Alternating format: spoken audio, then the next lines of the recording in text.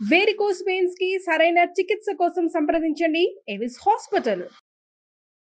నమస్తే రమగారు. నమస్తే జయ. రమగారు, ధనుర్మాసంలోకి వెళ్ళబోతున్నాం కదా. కార్తీకం తర్వాత వెంటనే ప్రారంభమవుతుంది కదండి. ఈ మాసం యొక్క విశిష్టత, అవలంబించాల్సిన విధి విధానాలు ఒక్కసారి మాట్లాడుకుందాం. కార్తీక మాసం తర్వాత వచ్చే మాసం మార్గశిర మాసం. అయితే మార్గశిర మాసం రాగానే ధనుర్మాసం కాదు. మార్గశిరంతో సంబంధం లేదు దానికి. మార్గశిరంలో ధనుర్మాసం ప్రారంభమవుతుంది. మార్గశిరమే ధనుర్మాసం కాదు. మార్గశిరంలో ధనుర్మాసం ప్రారంభం. మరి అప్పుడు మాసం అని ఎలా వచ్చింది?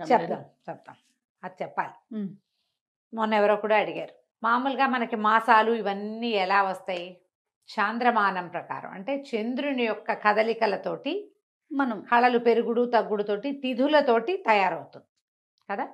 ఇప్పుడు మనకి పాడ్యమితోటి నెల మొదలవుతుంది. అమావాస్య వెళ్ళగానే స్టార్ట్, పౌర్ణమి దాకా 15 రోజులు, పౌర్ణమి నుంచి మళ్ళీ 15 రోజులు అమావాస్య. అమావాస్య వెళ్ళంగానే మళ్ళీ నెలపడుపు తప్పకుండా చంద్రుడు.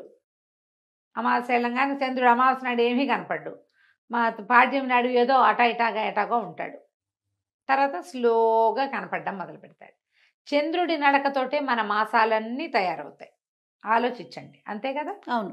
అయితే ఇప్పుడు ఇందులో మళ్ళీ మనకి సంక్రమణం అనేది ఒక ప్రత్యేకమైన పాయింట్ ఉంది. ఈ సంక్రమణం మనకు ఎప్పుడు రెగ్యులర్ గా మాట్లాడుకుంటాం మనం, మకర సంక్రమణం. ఈ సంక్రాంతులు, మకర సంక్రమణం ఒకటే కాదు, ప్రతి నెల సంక్రాంతులు జరుగుతాయి. సూర్యుడు రాసులు మారతాడు, చంద్రుడు మారేవి తిథులు కదా. సూర్యుడు ఒక్కొక్క నెల రోజులు ఒక్కొక్క రాశిలో ఉంటాడు, 12 రాశుల్లోకి మారతాడు సూర్యుడు. ఈ మన కార్తీకం ప్రారంభంలో తులా సంక్రమణం, వృశ్చిక సంక్రమణం జరుగుతాయి. ఇదేంటంటే సంక్రమణాల్లో కూడా మనకి పెద్దవాళ్ళకి తర్పణాలు పిలిచే వాళ్ళు సంక్రమణ కాలంలో కూడా తప్పకుండా చేయాలి. సంక్రమణ అన్నప్పుడు కూడా ఉపవాసం ఉండాలి. మనం క్యాలెండర్ ఫాలో అవ్వడాలి, పంచాంగం ఫాలో అవ్వడాలి మానేసింది ప్రజంతా. అవునండి. ప్రత్యేకంగా కొన్ని మనమే టీవీలలో మనలాంటి వాళ్ళు యూట్యూబుల్లో పడి ఏవో చెప్తే కొన్నిటిని పట్టుకుని అవే పిచ్చి కింద అయిపోతుంది తప్పిస్తే అసలు ముఖ్యమైన వ్యవహారాన్ని మనం చూడటల్లా. సూర్యుడు సంక్రమణం చెందినప్పుడు సంక్రమణపు రోజు మనకి క్యాలెండర్లో కనపడుతుంది క్లియర్గా, ఫలానా రోజు సంక్రమణము అని. ఆనాడు పెద్దవాళ్ళకి ఇవ్వాలి తర్పణాలు, అక్కడి నుంచి బ్రాహ్మడికి దానం ఇవ్వాలని ఒక నియమం ఉంటుంది.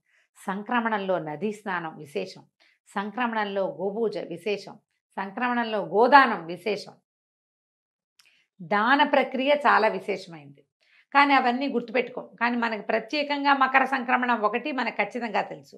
ఏం చేతంటే మకర సంక్రమణం తర్వాత కాలం మారి ఉత్తరాయణ పుణ్యకాలం ప్రారంభమవుతుంది. ఓకే.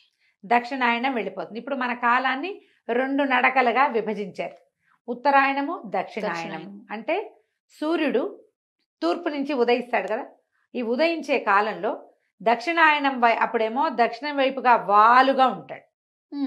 ఉత్తరాయణం వచ్చేసరికల్లా సూర్యుడి వాలు ఉత్తరం వైపుకి వస్తుంది.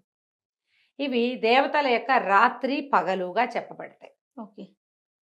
దేవతల యొక్క నిద్రాకాలం దక్షిణాయనం, తెరిపి కాలం, వాళ్ళు తెలివిగా ఉండే కాలం ఉత్తరాయణం. ఓకే. ఇప్పుడు ఈ ఉత్తరాయణం ఇవి ఎప్పుడు మారతాయని చెప్పుకున్నాం మనం, మకర సంక్రమణానికి మారతాయి. ఈ మకర సంక్రమణానికి ముందున్న సంక్రమణము ధనుస్ సంక్రమణం. సూర్యుడు ధనుర్రాశిలోకి మారతాడు. ఇది ఎప్పుడు వచ్చినట్టు, దక్షిణాయనం తాలూకు చివర, ఉత్తరాయణం తాలూకు మొదటి భాగానికి ముందు. అందుకని దీన్ని ఎలా పరిగణించాలి, ఒక దేవతల యొక్క రోజు యొక్క తెల్లవారుజాము, ఒక్క రోజు యొక్క తెల్లవారుజాము. తెల్లవారుజాము అంటే ఎప్పుడు, సూర్యోదయాత్ పూర్వకాలము చాలా ప్రభావవంతమైన కాలం. మనం బ్రాహ్మీ ముహూర్తం అని చెప్పుకుంటాం. తెల్లవారుజామున లేచి 10 నిమిషాలు చదువుకుంటే బుద్ధి వికసిస్తుంది. తెల్లవారుజామున స్నానం చేయటం, తెల్లవారే లేవటం, ఇది ఆ తెల్లవారిగా పరిగణించాలి మనం ధనుర్మాసాన్ని. ఇప్పుడు సూర్యుడు ధనుర్రాశిలోకి మారతాడు. ఓకే. ఇప్పుడు మార్గశిరం మొదలవగానే అవదు. మార్గశిరం ఎట్లా మొదలైంది, చంద్రుడు అమావాస్యతో వెళ్ళిపోయి పాడ్యమితోటి మొదలు పెట్టడంతో మార్గశిర మాసం మొదలైంది. నెంబర్ 1. మార్గశిరం వచ్చాక 7 రోజులకో 8 రోజులకో 9 రోజులకో మనకి సంక్రమణం జరగచ్చు. ఈ సంవత్సరం ఏం జరిగింది, మనకి అధిక శ్రావణం రావటం వల్ల మార్గశీర్షము రావడము, సంక్రమణం జరగటము దగ్గరగా అయిపోయింది. అవును. మనకి కార్తీక మాసం 12వ తారీఖుతో అమావాస్య అయిపోతుంది. 13 మనం పోలిపాడ్యమి చేసుకుంటాం తెల్లవారుజాము. 13, 14, 15 3 రోజులు మార్గశిరంలోనే గడుపుతాం. 16వ తారీఖు సంక్రమణం జరిగిపోతుంది. ఓకే. డేట్లు కొంచెం ముందు వెనక అవుతాయి, కానీ 16వ తారీఖు సిద్ధమే, అందులో మార్పు లేదు. ఈ 16వ తారీఖు నుంచి సూర్యుడు ధనుస్సు ధను రాశిలోకి మారటంతో సూర్యుడు మారగానే మీరు ఒక్క రోజులో డిఫరెన్స్ కనపడుతుంది చూడండి. ముందు రోజుకి ఈ రోజుకి మంచు పెరిగిపోతుంది. ఒక్క రోజులో డిఫరెన్స్ వచ్చేస్తుంది. ఈ రాశిలోకి మారేసరికి సూర్యుడు ఇంకా మందంగా అయిపోతాడు. వెచ్చదనం బాగా తగ్గిపోతుంది. పొద్దుటిపూట అసలు కనపడ్డు మనకి.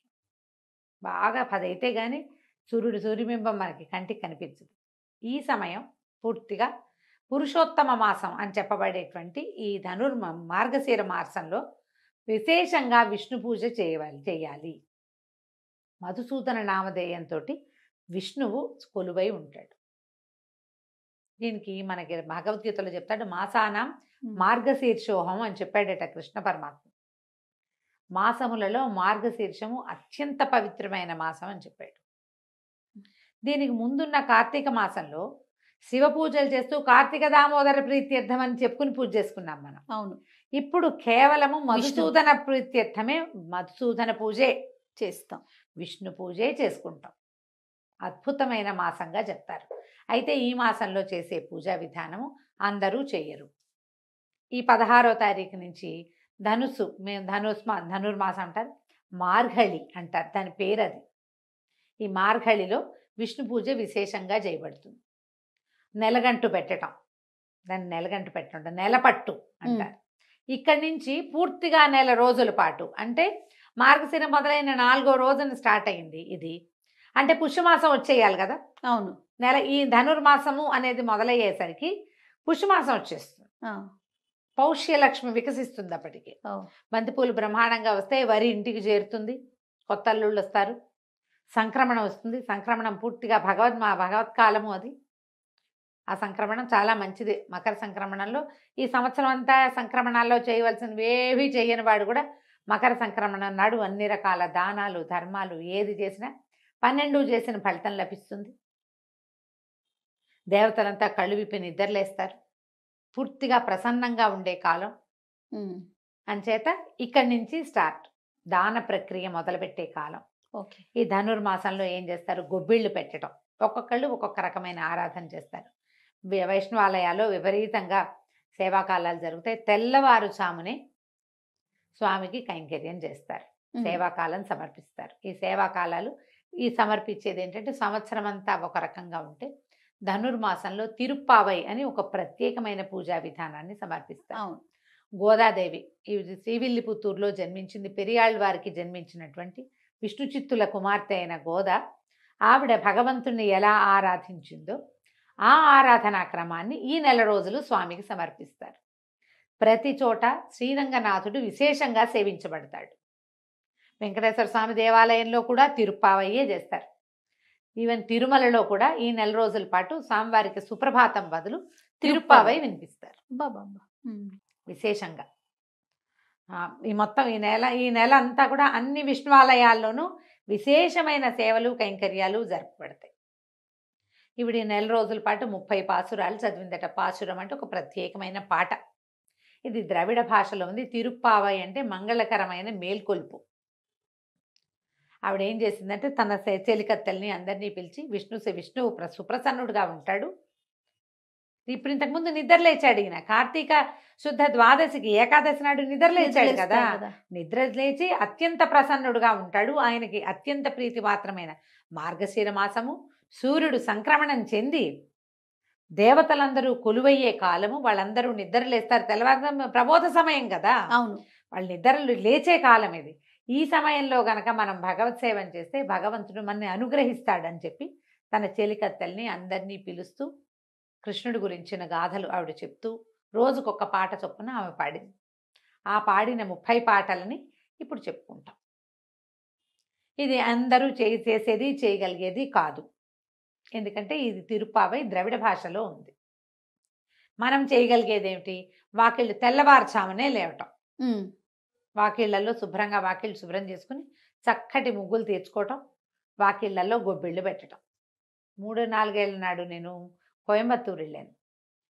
ప్రతి వాకిలి తెల్లవారేసరికి ముగ్గులే చేయ. అవునండి. మనుషులు తక్కువ ఉన్నారు, ముగ్గులు మాత్రం బ్రహ్మాండంగా ఉన్నాయి. తెల్లవారి 6 o'clockకి బయలుదేరితే వీధులన్నీ ముగ్గులే. 6ంటికే మంచు, చలి అయినా సరే నర్సీపట్నం దగ్గర బాగా ఎక్కువ చలి ప్రదేశం ఒకటి ఉంది. ఏంటబ్బా దాని పేరు? నర్సీపట్నం దగ్గర చింతపల్లి వాటి దగ్గర హైయెస్ట్ లోయెస్ట్ టెంపరేచర్ 1 వస్తుంది అక్కడ. ఆ ఊరి పేరు చటుకుని గుర్తు రావట్లేదే నాకు. చాలా ఇంట్రెస్టింగ్గా ఆ చలి ఏమిటో చూద్దామని వెళ్ళాం మేము. లంబసింగి వెళ్ళాం ఒక సంవత్సరం డిసెంబర్లో. చలి అదేమిటో చూడాలని. ఒక్కొక్కటి ఉంటుంది కదా. ఆ లంబసింగిలో కూడా తెల్లవారు 5ంటికి ముగ్గులు. చలి చచ్చిపోతున్నాం. 1 ఉంది మేము వెళ్ళిన రోజు.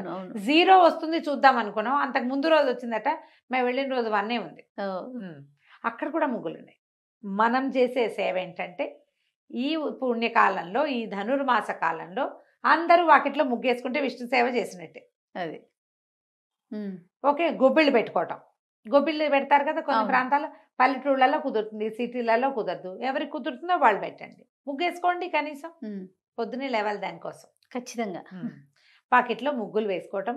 అది కూడా ముగ్గులు వేస్తే పీట ముగ్గులు వేస్తాం. అదే గళ్ళ ముగ్గులు, గీతల ముగ్గులు పెద్దది వేయటం. గుమ్మడి పువ్వులతో అలంకారం చేయటం.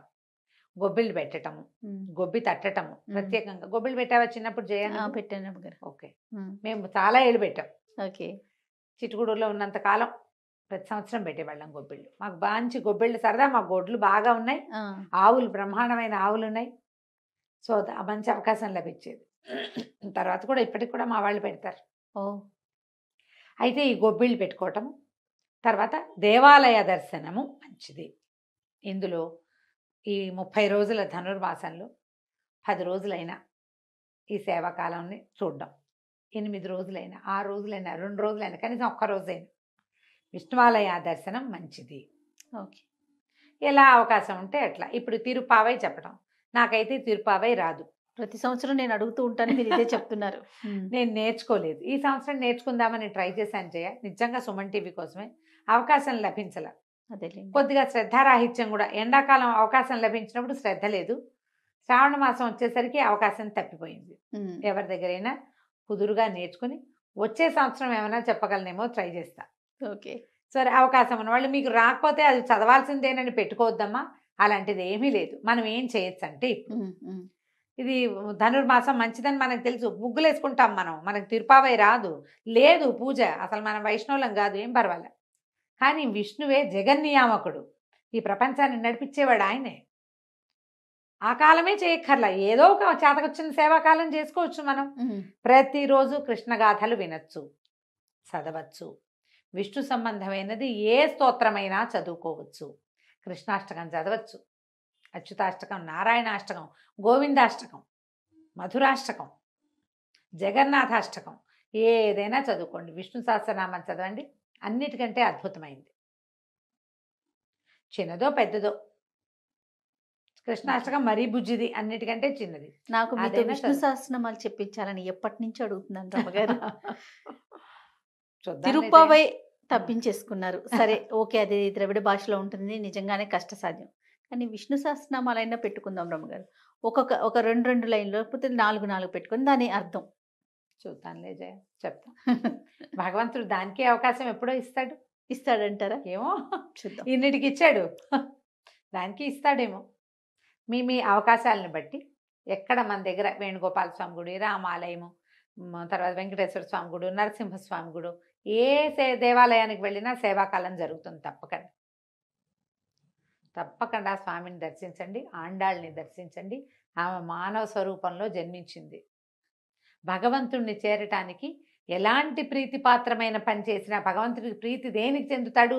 శ్రద్ధా భక్తి ఉంటే చాలని చెప్పింది. అవి 2 ఉంటే చాలని ప్రపంచానికి చాటి చెప్పిన తల్లి. ఈ 30 రోజులు ఆమెను పూజిస్తారు ప్రత్యేకంగా. ఆమెను చూసి ఒకసారి దండం పెట్టుకుని ఒకసారి దేవాలయ దర్శనం చేసుకున్నా కూడా చాలా మంచిది. మీ అవకాశాలను బట్టి చేయండి. ధనుస్సు వెళ్ళగానే చివరికి ఏం చేస్తారు? చివరి రోజులో గోదా కళ్యాణం, గోదా రంగనాథ స్వామి కళ్యాణం చేస్తారు.